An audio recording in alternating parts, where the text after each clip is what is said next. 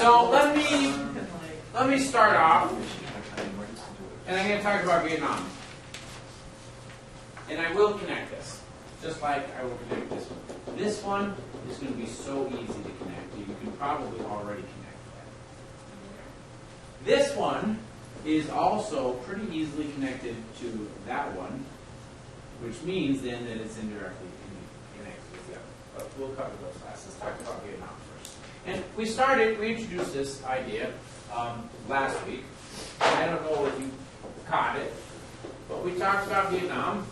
And can someone tell me the dates for Vietnam? And then we have Korea. And someone tell me the dates for Korea. 1950, June 25th, 1950 to 53. 53, very good. Okay. And so when we say this is, the Korean conflict is not just the American involvement, but what's unique about Korea? It never officially ended the war. There's never been there was a ceasefire, but it's never been declared ended. Yes, because it's not a war. But the fact is, neither of these are wars, right? These are both Internal conflicts? no police actions. And why is that? You know, and I have people that get upset about this. And at one point, when I was in high school, I got upset about this. When people get shot, it's a war. No, it's not.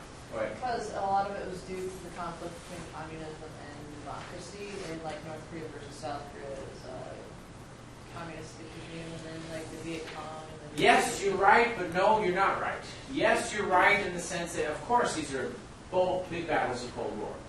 But no, you're not right in the sense that you could have a police action today. For example, we've had police actions in Panama and in Libya that are not, they're not wars. Isn't it because Vietnam and Korea, they were fighting amongst themselves, north and south, north and south. We just came in on one side. Yes, it's very important to understand that we are not fighting the Koreans. And we're not fighting the Vietnamese. If we had a war, that means they're on this side, and then we declare war on somebody. We don't declare war on anybody. We don't have an enemy, right?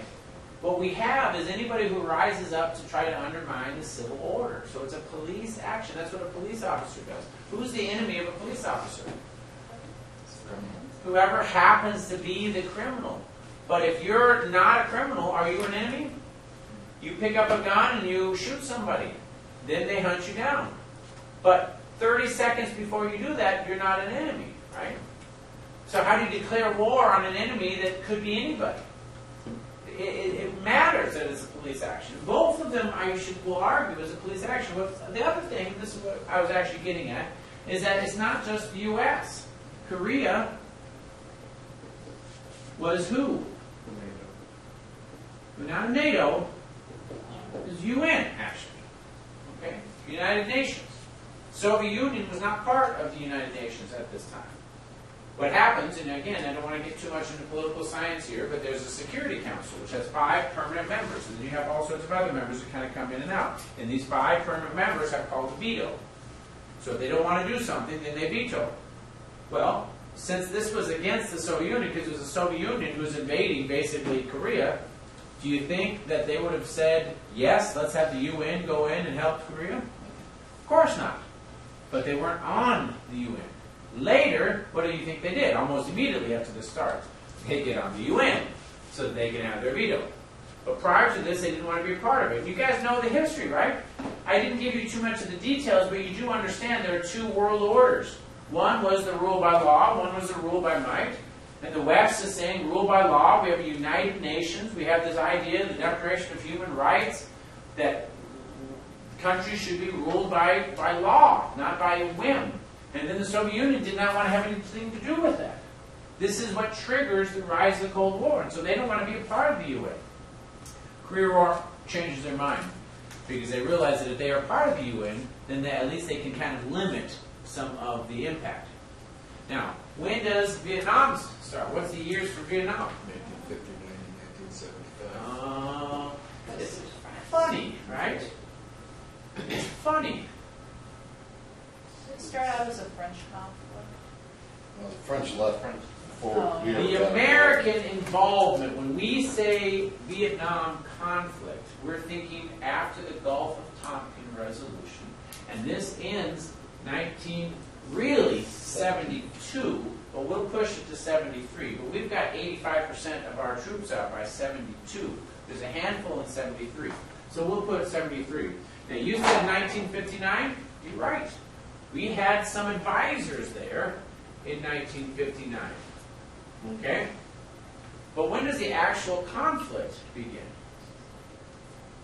The French Indochina, 1950. In fact, 1949 to be more accurate, but 1950 is really when this occurs. The same time that Korean conflict begins. Why is this relevant? We don't have an end to the Korean War on paper, but after 1953, what do we have? A truce. It's a truce. Does it ever end? No. South Korea, now we still have people there, right? But South Korea has not been invaded by North Korea. Why hasn't South Korea been invaded by North Korea?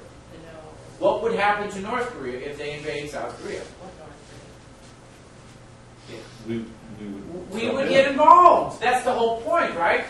It's a ceasefire because if you pick it up again, we'll jump right in. And who's got bigger weapons? We or the Koreans?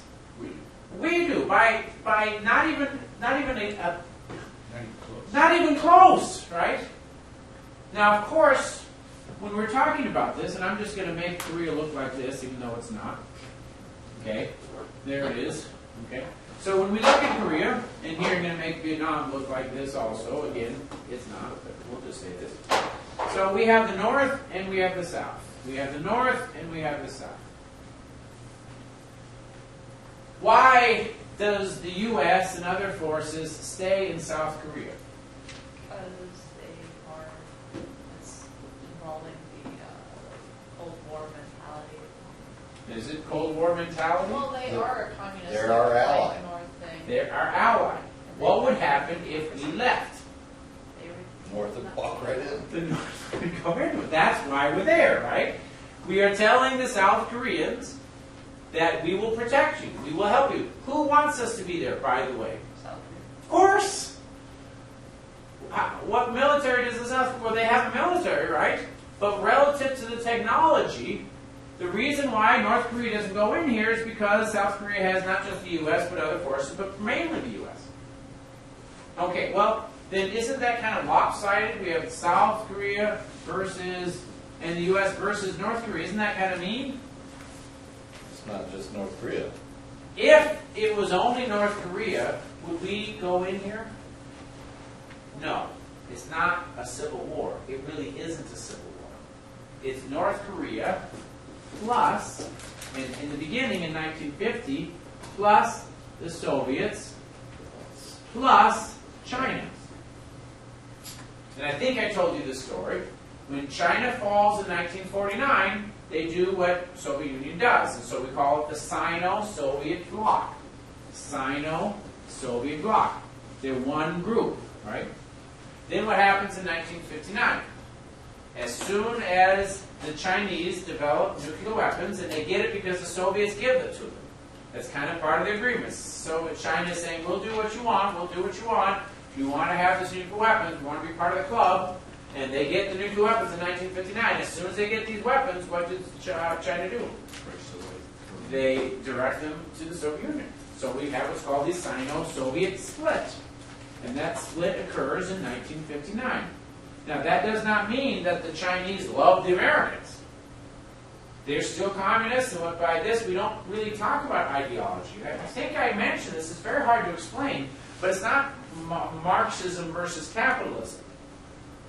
It's not we like capitalism and these guys don't like capitalism. If that was the case, if the United States was only pro-capitalist, what would be our relationship with England and France and the Netherlands and Scandinavian countries and Switzerland? What type of government do they have? Socialist government. If it was an economic thing, we wouldn't like them either, but we do. It's not an economic thing. We spend a lot of time on this. I don't want to dredge it back up again. It's very much a political thing. You either have a dictatorship or you have a free society. When you have dictatorships, what does that do to the surrounding areas? It makes them at risk. The people want to kind of change the leadership. And the only way that the leadership can kind of keep their pressure on is to threaten outside. You know, my brother, you love my brother. I'm going to fight my brother every day of the week because he's my brother. But if someone else tries to threaten my brother, hell hath no fury. We're a team. I will fight anybody outside. But until that time, you know, we bicker all the time. Similarly, in a dictatorship, if you can have an outside threat, we may not like our dictator, but we certainly like him more than whoever that perceived outside threat is. This is that argument. We hold these truths to be self-evident. All men are endowed by the Creator with certain inalienable rights. Among these life, liberty, pursuit of happiness. If the government fails to protect those rights, people are going to alter or abolish it. There's a natural pressure to overcome that government. This creates disorder.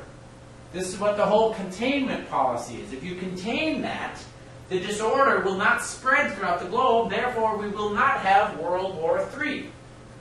It's not just a fear of communism or somehow we don't understand. This is a logical argument. The logical argument is dictatorships produce war.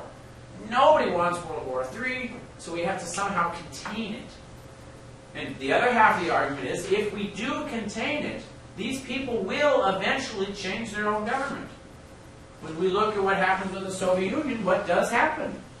It collapses. So, this is the argument. Sino-Soviet Split. They don't like the Soviets, but they still don't like us. For Korea, 1949, we'd had this agreement with the Soviets. We're all going to have elections. And in South Korea, they vote in their country leadership, and in North Korea, they vote in communists, but they don't actually vote it in. The Soviets put one in there. We say, okay, well, that's fine. Let's all leave, and then we'll let the Koreans take care of it.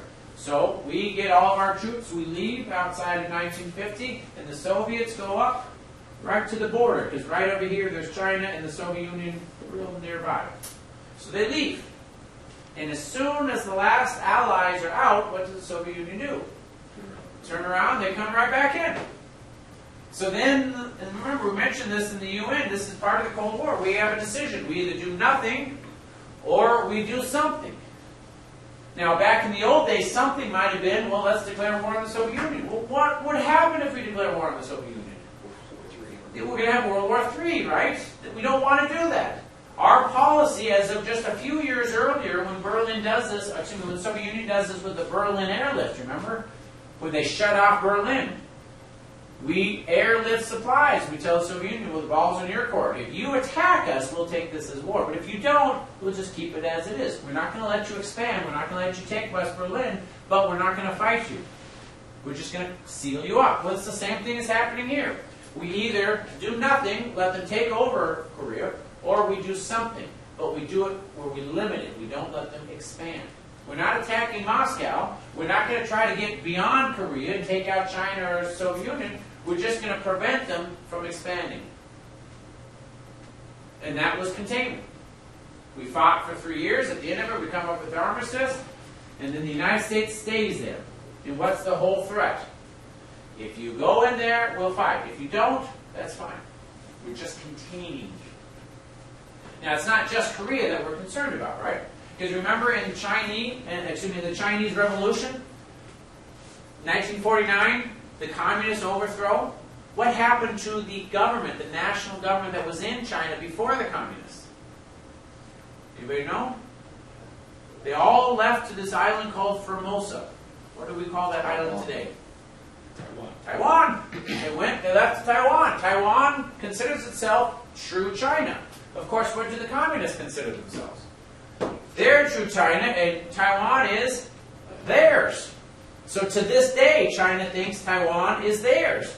The Taiwanese think that China is under a usurped government. Do they like each other? Of course not. They hate each other. They don't hate each other, but they definitely want to defeat each other. How's that?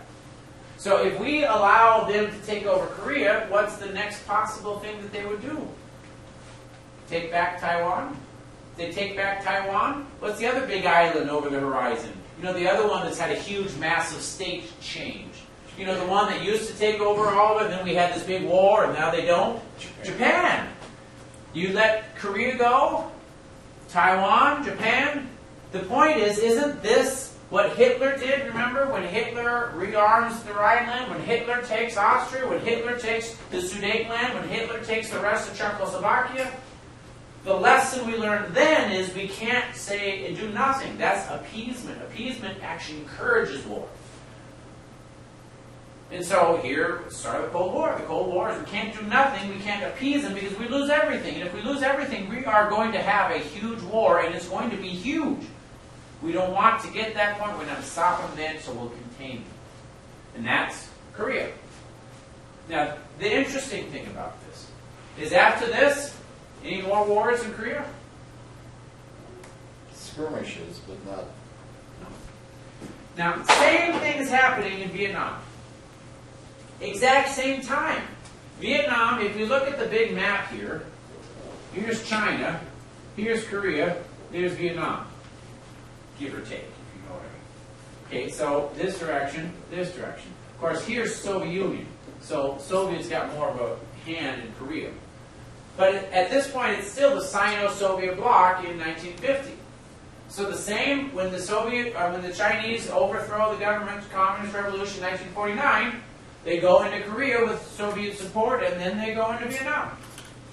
The same thing happens. The only difference is that unlike Korea, it's not a UN affair. This is the French. It's a French colony. And so the French are going to handle it. Nobody else is there. Just the French. Now, if it was just the French versus South Korea, South Korea and the French versus North Korea, who should win? Well, it should be the French, right? But it's not. Who also is there? China and the Soviet Union, of course. So China, the Soviet Union, and North Korea versus France and South Korea. You mean Vietnam? I'm sorry. Vietnam. Thank you. North Vietnam with China and Soviet Union versus South Vietnam and France. And keep in mind, how strong was France in World War II? Remember that little funny thing with the Maginot Line? I mean, it's not funny to the French, but you know, historically, if you're going to laugh at something disastrous, that's kind of a fun. Well, no, but what happens with the Maginot Line? Yeah, they go around it, right? And they sweep it. 30 days, France is gone. So France is in an occupied, it's called an occupied government. So their government is in London throughout all of World War II. So even if they did have power, they're not having a real huge power. And so the fact of the matter is, as soon as the war is over, we got 5 years, and now they're being called to deal with not just Vietnam, because North Vietnam they could probably handle, but China and the Soviet Union in Vietnam. The point is, this is not an easy war for them. When they get at the end of the armistice in 1953, Vietnam comes up with its own in 1954. The difference is that the North Vietnamese have a bit more power because South Vietnam and France don't have that much of a leverage point. And as soon as this agreement is made in 1954, what does France do? That's totally different than what the Allies did in Korea. Boom, they're out like a shot. So they're gone. So if France leaves, then now who's there? You have North Vietnam, basically with China and the Soviet Union, versus what? South Vietnam. And that's it. And who is begging the United States to come in 1954? Sending us letters like every other month. South Vietnam. And what does the United States say?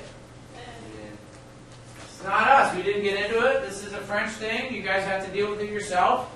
We're putting our emphasis on Korea. In the grand scheme of things, we're not too worried about it yet. And keep in mind, 54, this is Eisenhower. He's the general. He's the one that plans the D-Day invasion. So he's looking at it from a military perspective. He says, well, okay, we'll let Vietnam take care of it. So nobody is there, basically, until when? When do we get involved? 1959, right at the very end, Eisenhower sends a few people in there. But he sends a note to Kennedy saying, be careful with this. Don't send too many people in there. Kennedy, younger guy, totally different, not a general, he starts sending more people in there in 1960. Again, just a handful. You know, a couple hundred here, a couple hundred there. By the time you get to the mid-60s, you've got a couple of thousand maybe. Well, relatively speaking, it's still mostly the Vietnamese. Then what happens is by the time you've got this build-up in 1964, the Gulf of Tonkin resolution. Does anybody understand what this is? One of our ships was hit by one of the northern Vietnamese. And so Congress gets very upset. LBJ says we need to just go in there and secure the region. Gulf of Tonkin resolution is a resolution passed by Congress. It's not an act of war, because who would we be fighting? It's a resolution, let's send troops in there. We end up sending as many as 600,000 troops in 65 and 66. And what's the goal? It's a police action. The difference, though, is unlike Korea, Vietnam has been basically empty for almost 10 years. And so what you have are all these North Vietnamese with tunnels and all sorts of stuff in Vietnam. What do we call the North Vietnamese that are in South Vietnam? The Viet Cong. So they're people that are basically from North Vietnam that are basically doing damage as much as they can in South Vietnam. Now, when the United States gets in there, how many battles do we lose? None. None. Not a one. We don't lose a battle. Because of what? Who are we fighting? This is not a war. North Vietnam doesn't have the front where they come in with lots of armies. It's these people that are doing a little bit here, a little bit there. So we go in, we secure an area, we go on someplace else, we secure an area. We don't lose these battles. I don't care what Hollywood picture tells you, we don't lose these battles. Another little thing that we don't think of, when we talk about the U.S. and the Vietnamese, who is losing more people, the United States or the Vietnamese? And I don't mean North Vietnamese, I mean the South Vietnamese. By far. South, by a ratio of about 8-to-1. Most of the people that are fighting this is the South Vietnamese. Well, they've been fighting it since 1950, basically, right? So the United States isn't there to go kill Vietnamese. They're there to try to help the South Vietnamese army. There's 8-to-1 ratio. They're the ones that are mostly fighting. Now, in 1968, there was what we call the Tet Offensive. This will have a role in changing the public perception of Vietnam. It won't happen as 1968 immediately. It will actually take until 1969 for the full effects of this third term. But it starts in 68. What is the Tet Offensive? Where the North Vietnamese attacked. That's a holiday. Right? So what happens is that the Viet Cong are being diminished because the United States has been there for 3-4 years and they're winning, right? And so the Viet Cong are losing. They're losing their numbers and they're losing their effectiveness. And so in the last push, North Vietnamese gives this huge kind of support, not directly, it's not a front. They're going through different countries. Cambodia is off to the side here. They're basically giving support to the Viet Cong that are remaining in South Vietnam. And it's an offensive. It's the last big offensive. What's the result of this Tet Offensive? Too many Americans killed means too many politicians are afraid. This is one of those sad parts where perception and reality do not mix. Okay? The reality is the Tet Offensive was a failure, not for the Americans, for the Vietnamese, the North Vietnamese. By the end, after this Tet Offensive, the Viet Cong are destroyed. They basically reveal themselves and they get destroyed. This is the turning point in the war. But Walter Cronkite gets on the news, and there's 3 channels, ABC, NBC, CBS. He gets on the news and he says, today we've suffered serious setbacks. The United States isn't going to win this war. Now, this is a newscaster. Now, why is he saying this? He's not deliberately trying to mislead people. His reporters are on the ground. What do they see? They see active fighting. Now, do they really know what's happening on the ground on the full scale of things? No. But they see active fighting, so they think that we're losing, and so he reports it. We're losing. I don't think we're going to win this war. Now, the reality was, after that conflict, we destroyed the Viet Cong. This was a massive victory for the Allies, for the Americans. But because it was in the head that we're losing, public opinion began to change. So every time somebody comes home who's dead, they say, why are we fighting? We're never going to win this war. By 69, it becomes a campaign issue. Not a campaign, a political issue. This is not an issue in 68. 68, we're concerned about riots. And these guys are not rioting because of Vietnam. They're rioting in these urban riots that are dealing with race issues or civil rights issues or economic, mostly economic issues. It's not anti-war protests. That's going to happen later, 69 and 70, after this opinion has changed. Well, what as a result? We're a democracy. So if the world, if the country is very, very upset about the Vietnam War, what's going to happen? What do we start doing? By 1970, 71, Nixon is in office. What does he immediately start doing? He starts extracting. He does it slowly. By 71, we're getting to close to a third of our guys out, 50% by the end of 71. By 72, we have something like 80% of our guys out. And by 73, we have less than thousands. The people that were there in 1959 are about the same that are there in 1973. Nixon ends the war. Now, he does it kind of in a controversial way. He doesn't want to just extract them, because as soon as he leaves, what would North Vietnam do? They'd just be falling right after. So he does it with this huge shock and awe campaign. They didn't use that word. That's something that comes up in the 90s, but we understand the concept. You just bomb the heck out of them, and while they're stunned, you get everybody out. And that's what he did. Bomb the heck out of them, and boom, then they just get out. Now this is important because by 73, we don't really have anybody in Vietnam anymore. The war is over. It's gone. What happens in 1975? North Vietnam, using Chinese officers and Soviet weapons.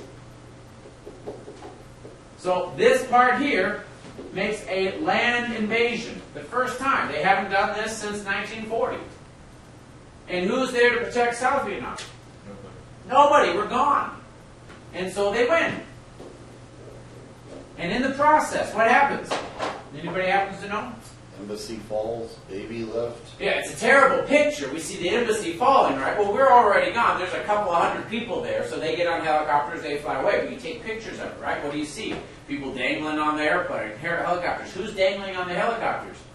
The people who aren't Americans that want to get out, right? Why do they want to get out? How much? What happens? 1 million people get killed. When North Vietnam comes in, they just round up everybody who is supporting the South Vietnamese government, and they kill them. It's horrific. Horrific. They described it as the killing field, where you literally, this field is just filled with bodies. Mass executions. Unbelievably bloody. This is happening in 75. So we look about this. Now we ask ourselves, well, what were the objectives of the war? There are 3 main objectives, right? The first objective is simply containment. And this is kind of a global thing. Right? Because if you don't contain, what are you really doing? You're appeasing, you're encouraging expansion. Second, containment to protect Southeast Asia. We're genuinely concerned about things like Cambodia or Taiwan or Japan.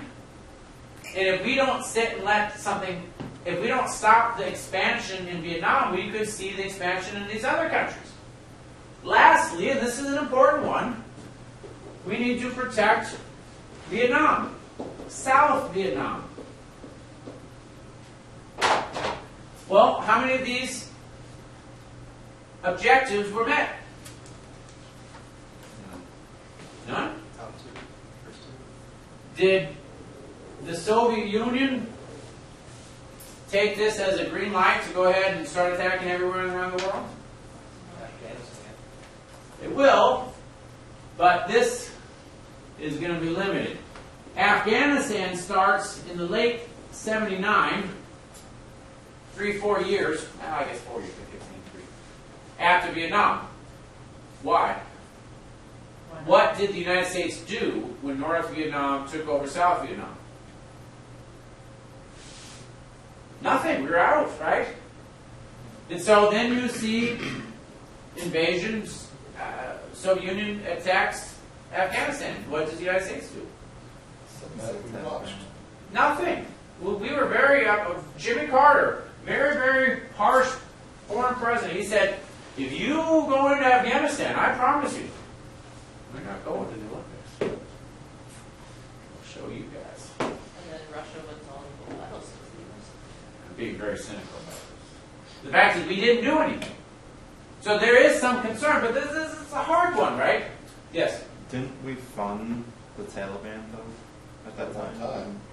We didn't fund the Taliban. I mean, it wasn't called the Taliban, but we definitely funded those that were trying to resist after this. All right. So this came in a little bit later. Now, we say fund the Taliban. No, there was no Taliban. There were those resisting the Soviet invasion. We tried to give them as much money as we could, but we didn't put any troops in.